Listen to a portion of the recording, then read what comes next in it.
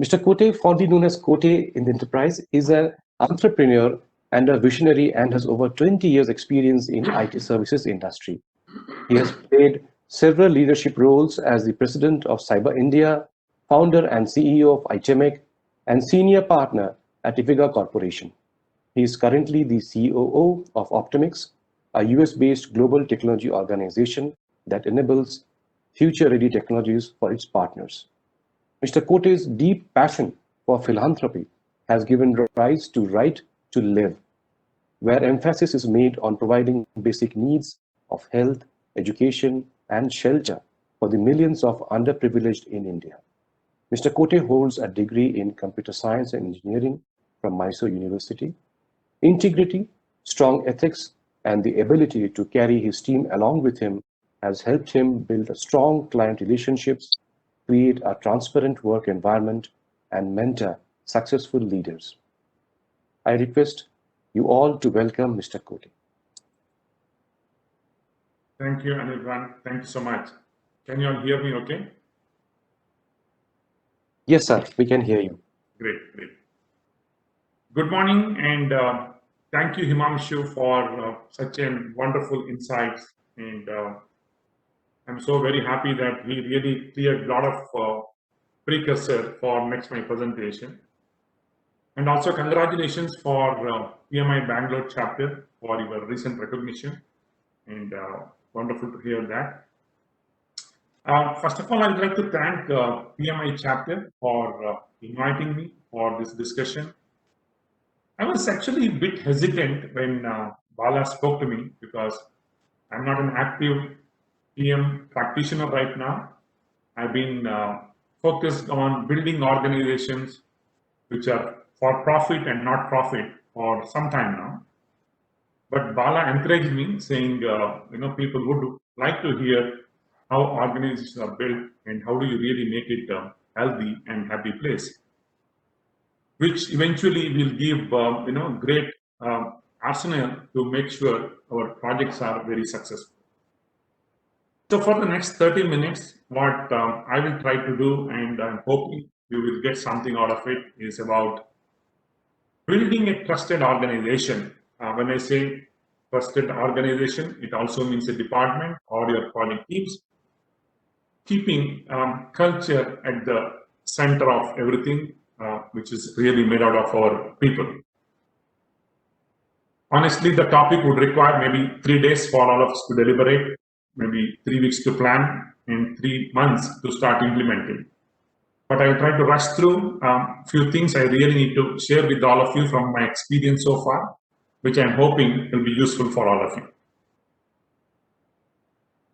So if you look at project management at glance, I'm certain in this group, we have many successful project managers, a lot of leaders, and some of you are learning the project management.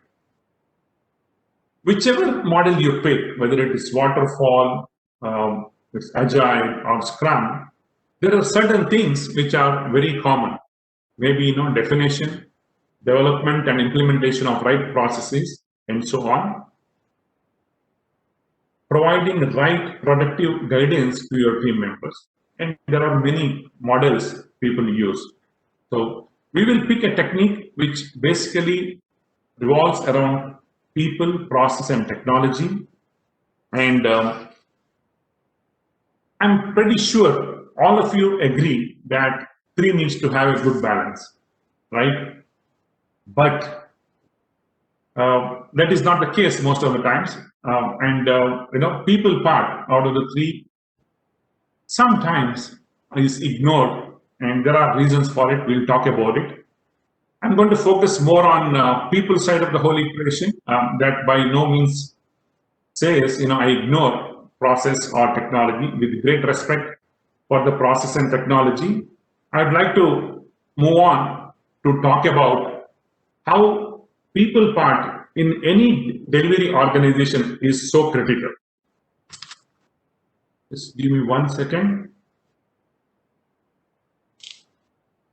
I'm pretty sure we all agree, we might have wonderful technology, amazing processes defined, but unless the people are ready to adopt those processes, it's going to be a big failure.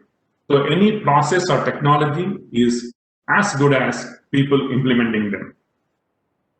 I also believe people with a lot of clarity can lead everything into high performance, and you will get impeccable quality and richer customer experience. What we are going to discuss is how do we build an organization which is on people-centric culture, which will give us wonderful project deliveries going forward. While all of us agree that people are important, I'm sure many times people are ignored or neglected in some times or forgotten as well. Many leaders might believe as long as I have technology and process in place, people come and go. But actually, the reverse is true. When you have the right people in place, everything else will be taken care.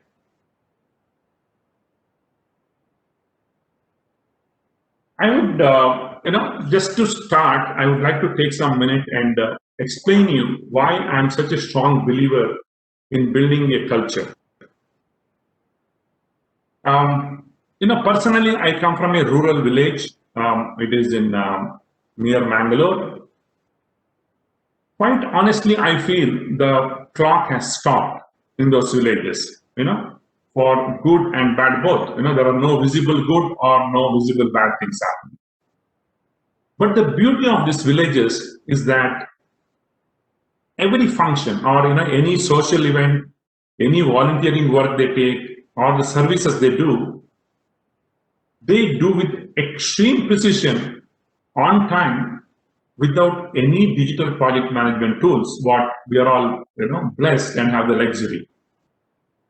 When I started getting deeper into the challenges we face in unsuccessful projects, with all possible technology tools, reporting processes, and compared to successful execution at these village levels, I realized success quite honestly depends on the trust and how people performing these tasks are aligned to some common goals and their aspirations.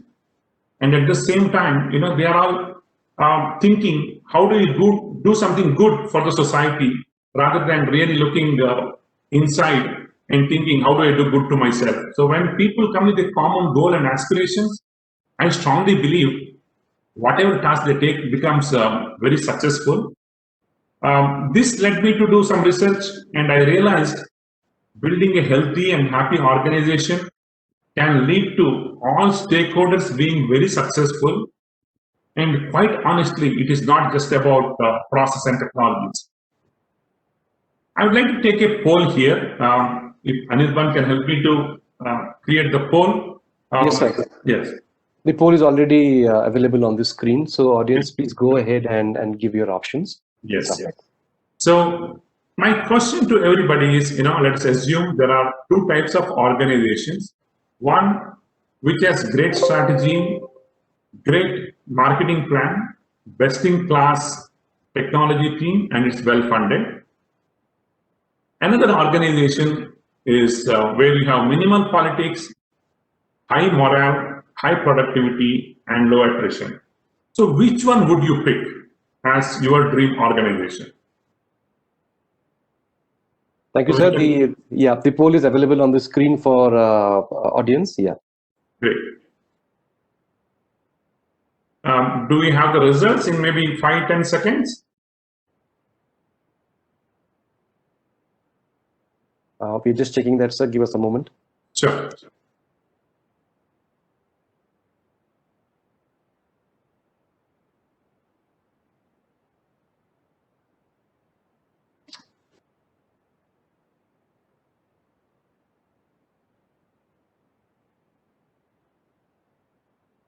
Yes, sir. We do have the results displayed on the screen. Sure. So I will let it keep coming, or we will continue. Sure. Sure. I will move to the next slide.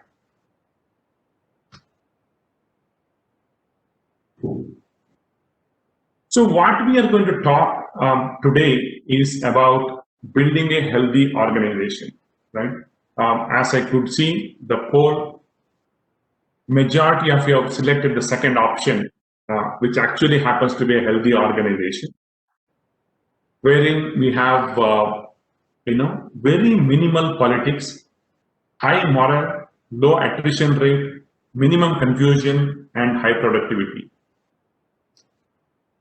While we all know it is very important, to have this healthy organization, many of us will also think having a perfect strategy, great marketing plan, awesome technology, and well-funded organization can be very, very successful. But trust me, the difference between a successful, mediocre, or unsuccessful organization has little to do with how smart they are. It's all about health of the organization. So what we are going to do next is really focus on defining what makes a healthy organization. A healthy organization actually consists of a cohesive leadership and creating clarity and communicating the same. Professor Himanshu very beautifully articulated what is leadership and the importance of a leader in an organization. Now the challenge is, we have many leaders, right, in an organization.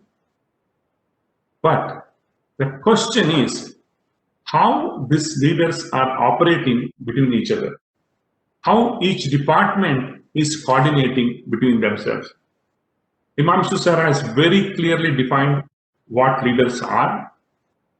Now the question is, in an organization, is the leadership team is an effective leadership team?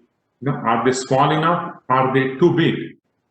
I'm sure you have seen meetings or group meetings happening where many people are called. And when you ask your boss, hey, what is this guy doing here? He says, I just called him because I did not want him to feel bad, right? That happens.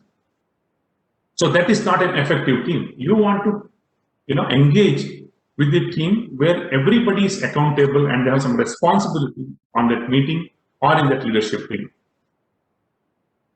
While we have, as individuals, we have great leaders or great individuals, the question is my leadership team genuinely vulnerable with each other, right? Do they trust each other? Do they share their good, bad, their strength and weakness? And will they, believe that this team can do something amazingly good for the organization or the team? Question you should be asking the next one is, do they really engage in productive, unfiltered conflicts around important issues?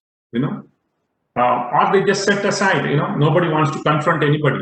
Or do they have really, high-pitched arguments and they make some decisions and they don't just let everything for, systems to take care by itself? And once the leadership team has achieved some of this,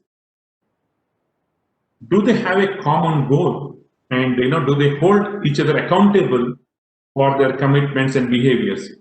Department A has some responsibility, Department B has some responsibility, but they're interdependent. So how do they hold each other accountable in a more meaningful way instead of, pointing fingers? Another most critical thing to have a great leadership team, do they put collective priorities of the organization ahead of their own department? I think if they start doing, looking at collective priority of the organization ahead of their own department, the company will move forward very successfully. Trust me, none of these are impossible to achieve when you have great leaders.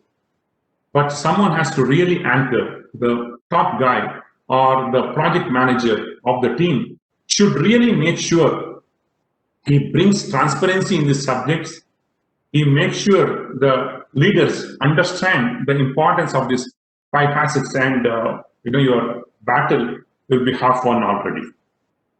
So once we have good leadership, Himanshu has very clearly said what are good leaders. Now I have talked about how do we have a good cohesive leadership team in place. Then the next question is about bringing clarity and alignment with the teams.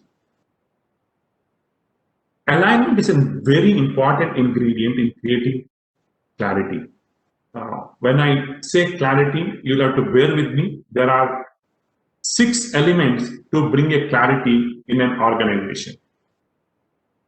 And these 6 elements are so critical. And if you figure this out, your team, whether it's project team, your department, or the whole organization, they will start marching towards the same band without any confusion in their mind. So 6 questions are actually, why do we exist?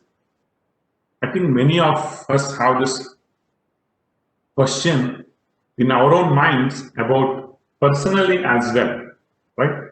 What is the purpose? Why do I exist in this universe? The same question should be asked for the organization also. Why do we exist? I agree, companies are there to make sure they give some service, they, build the clients and they make some profits. But what is the real meaning of everybody coming together in building an organization? So what is their purpose in that company? This needs to be articulated very well, and it should be actually a grand aspirational quote which all your employees and leadership can agree upon. Next question is about how will we succeed? Now we have an aspirational goal. How do we succeed? That becomes very critical, which you can relate it to your vision. Now the most critical one is how do we behave? In an organization, it is like a large family. Unless you very clearly articulate how do we behave in this organization, different leaders will go in different directions, different project teams will do in their own ways, nobody will follow anything. So it is critical to make sure we have the right behaviors defined. And I don't know, there are many companies, if you ask 10 people about what do you do, they will have 10 answers for you. So I think as leaders, we need to make sure the definition of what we actually do should be very clearly and precisely told without any marketing jargons. Everybody in that organization should do what do we do in one statement. Then there are issues about what is important right now.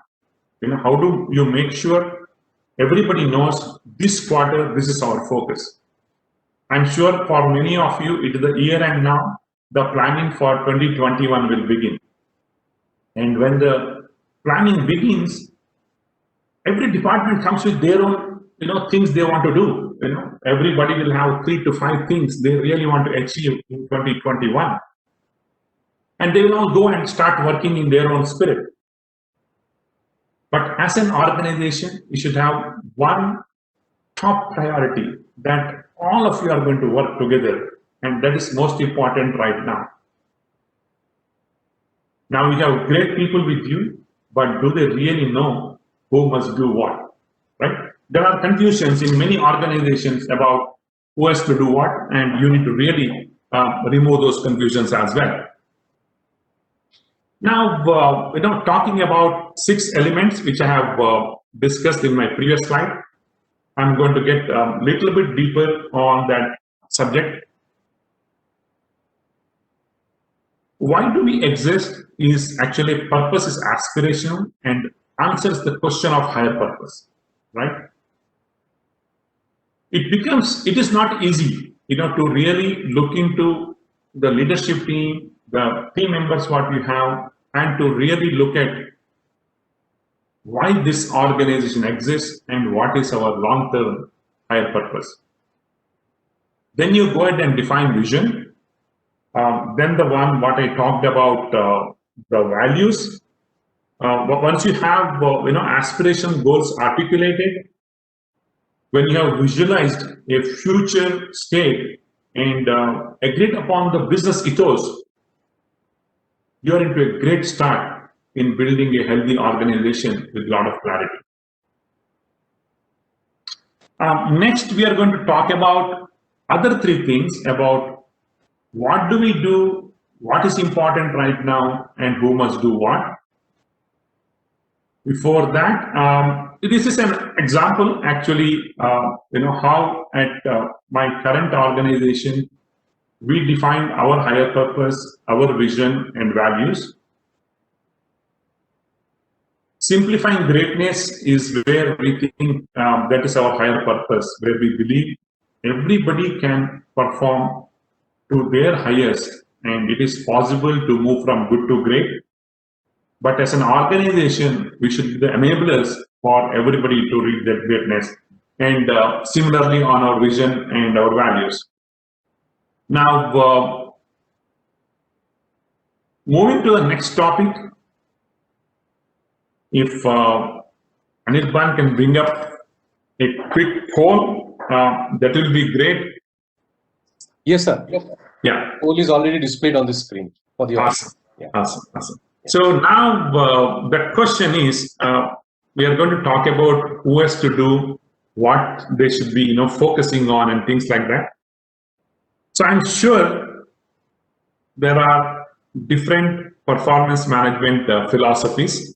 One is annual appraisal system, wherein goals are set and are appraised based on your performance during a completed year. Second one is about continuous feedback system, where nobody has to worry about the judgment day. So if you guys can take maybe 30 seconds and give your preference, that will be great. Yes, sir. So the poll has been displayed on the screen and people are responding. So great. Yeah, thank you. Thank you.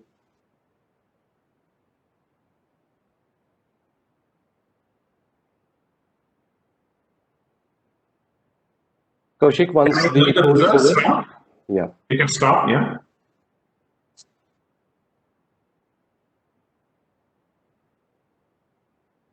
Anirban, could you give me the poll results?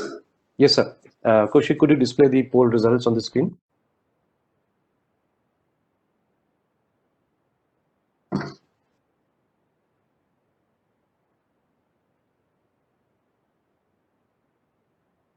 Wonderful, wonderful. Excellent. I think my job is pretty much done, since everybody wants, continuous feedback system, right? So I'm going to explain about two tools what we believe are very effective for you to implement. So we have, just to recap, we have discussed about what is a cohesive leadership. We have also discussed about clearly defining our purpose, our vision, and our value system. Now we are going to look at the other three elements of building a healthy organization, which is what is important right now, who must do what, and how it will be measured. So at our organization, we have adopted a wonderful model, which is based on OKR, that's called Objectives and Key Results. So these are basically the performance management systems. You don't need to have any fancy tools or softwares. Simple Excel also you can use, but there are a lot of tools which you can subscribe as well. So objectives is what business wants to achieve. Whether business wants to achieve, your department wants to achieve, or your project team wants to achieve, you need to clearly define where we want to reach. So you have an objectives defined. Then you go to the next step, where you look at your objectives and set maybe 3 to 5 key results on how do you get there. So the OKR is a concept. It's used for setting, communicating, and monitoring goals and results. It very beautifully connects the objectives in a hierarchical manner. So if the organization sets its goal, the department will get part of it as their objective, and their team members will get part of that as their objective. So hierarchically it connects everything beautifully. And quite honestly, if you implement it properly, from the CEO to the person who is really on the ground, their goals can be aligned, and every quarter you can really measure how the companies are performing. And the KR, the key results, is how do you get there? The recommendation is to have maximum maybe 5 objectives, and every objectives to have maximum 3 to 4 key results which can be measured and they're time bound. Now we have very clearly said how we are going to, what you're supposed to do, what is important right now, and how it will be measured. And all this used to happen. I think this is nothing new in any performance management system you look at it. But once you add a CFR model, that's called conversation, feedback, and recognition, which is continuous. I think in today's world, everybody wants to know how he or she is doing on a regular basis. We cannot do an annual appraisal and expect our people to perform for the ever-changing world which is today. And especially when you are working and with a lot of younger generation, they really aspire to grow much quicker, and they want to know how they are performing regularly. So CFR is a method when you have defined your objectives and key results. It's encouraging a wonderful dialogue and a conversation between the manager and the reportee on a regular basis. None of these are difficult as long as you have built a culture where people are open for feedback. Many a times performance management becomes a nightmare for both the manager and the reportee, because both of them are not aware either how to give a feedback or to receive a feedback. So my request to everybody is build that out as a culture where giving and receiving feedback becomes part of your DNA in the organization.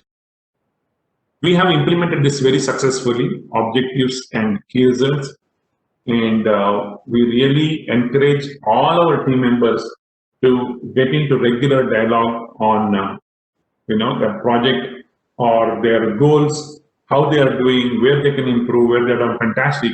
What this also does is it gives an enormous opportunity for people to excel in their career and see better progression as well.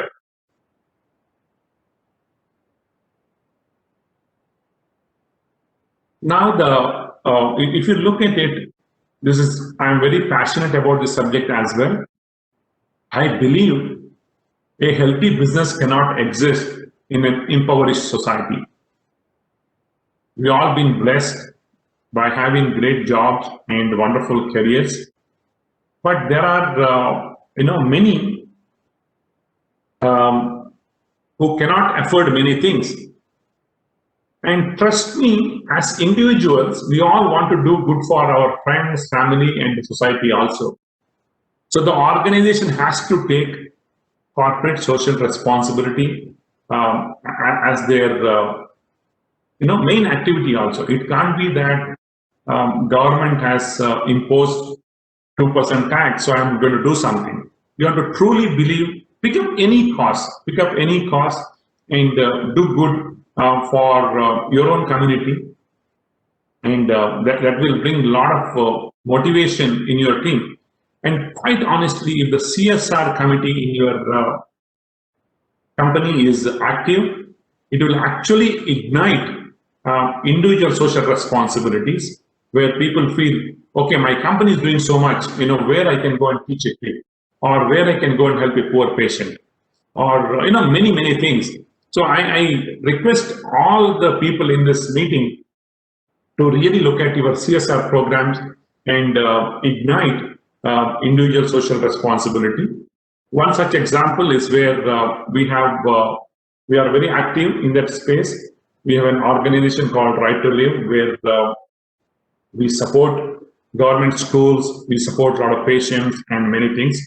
You are more than welcome to go and look at the site and give us any of your inputs.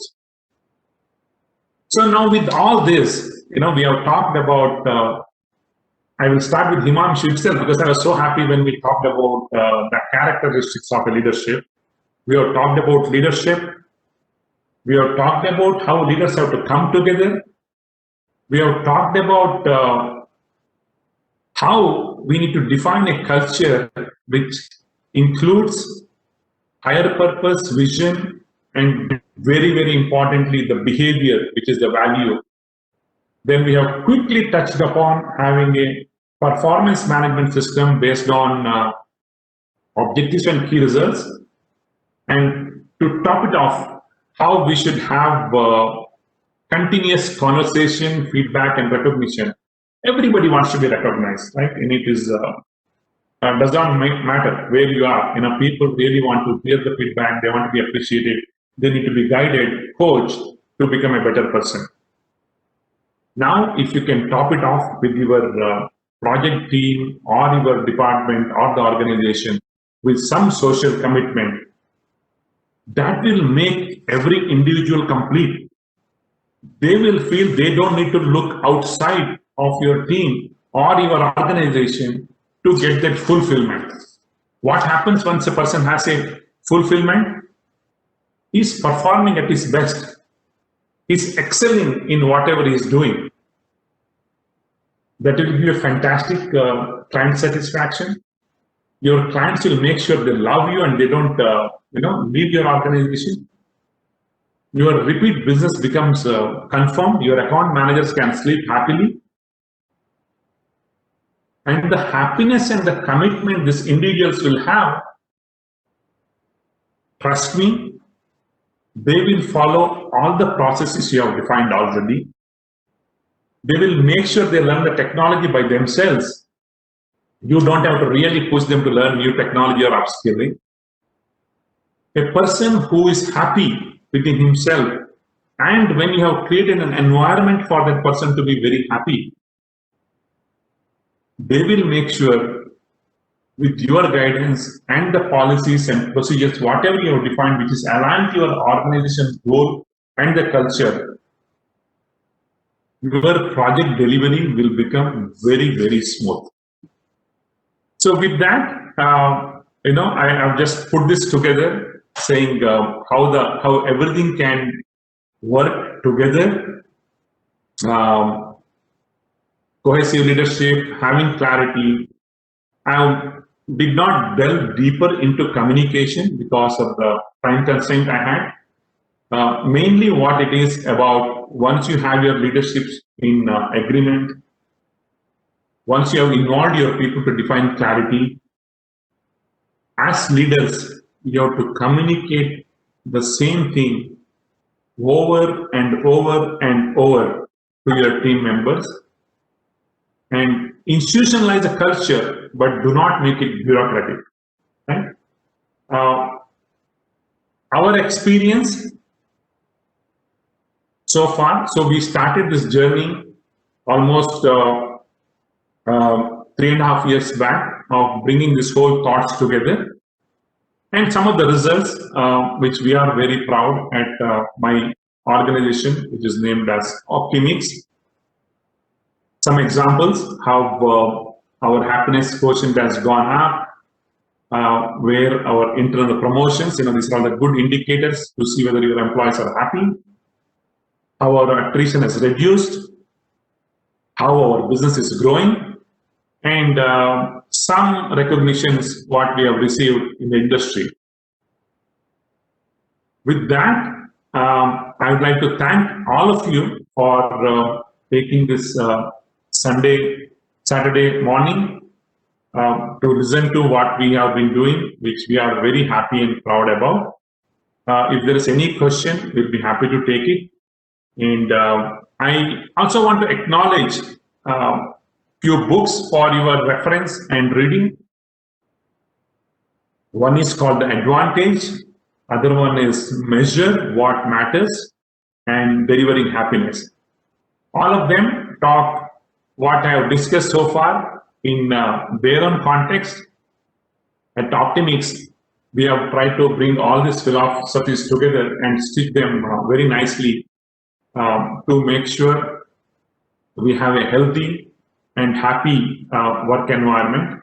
And thanks to all my colleagues at Opteamix who really take care of making all these thoughts possible. Thank you so much.